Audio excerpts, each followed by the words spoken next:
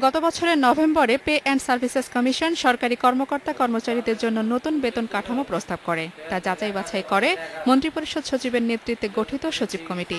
সেই কমিটির প্রতিবেদনে সর্বোচ্চ বেতন ৭৫,০০০ টাকা ও সর্বনিম্ন বেতন ৮,২৫০ টাকা করার প্রস্তাব করা হয়েছে। অর্থমন্ত্রী জানালেন, পর্যালোচনা শেষে তা এরই মধ্যে প্রধানমন্ত্রীর কাছে পাঠানো হয়েছে। প্রধানমন্ত্রী দেখার পর আগস্টের প্রথম সপ্তাহেই অনুমোদনের জন্য মন্ত্রিসভায় উঠতে পারে। জুলাই থেকে কার্যকর হলেও সেপ্টেম্বর থেকে নতুন স্কেলে বেতন হাতে পেতে পারেন সরকারি কর্মকর্তা কর্মচারীরা। সেপ্টেম্বরে নিতে পারি হয়তো। আই হ্যাভ অলরেডি সাবমিটেড আমার প্রিন্সিপালের ডিসিশনের জন্য, সেটা প্রাইম মিনিস্টারের কাছে দিয়ে দিয়েছি, আলোচনা হয়ে গেছে। The moment I get it back, the summary will be ready for cabinet. আগামী মাসেও এটা ক্যাবিনেটে যেতে পারে বলে আমার মনে হয়।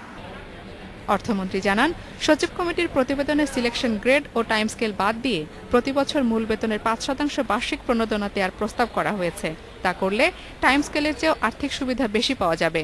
বেতন কমিশন সিলেকশন গ্রেড ও টাইম স্কেল দুটোই বাদ দেওয়ার সুপারিশ করেছিল। পরে সচিব কমিটিও একই মত পোষণ করে। সিলেকশন গ্রেড এবং এটা নাই, এটা খামাকা হইচই করছে।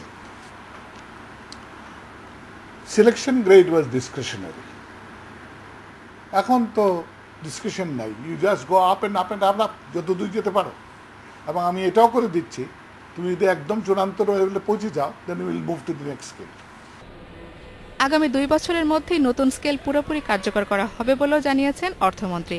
সেই সাথে জানালেন, আগামীতে আর কোনো বেতন কমিশন গঠন করা হবে না। সবশেষ কমিশনের সুপারিশ অনুযায়ী বেতন বাড়ানো হবে। জিমি আমির, ইন্ডিপেন্ডেন্ট নিউজ, ঢাকা।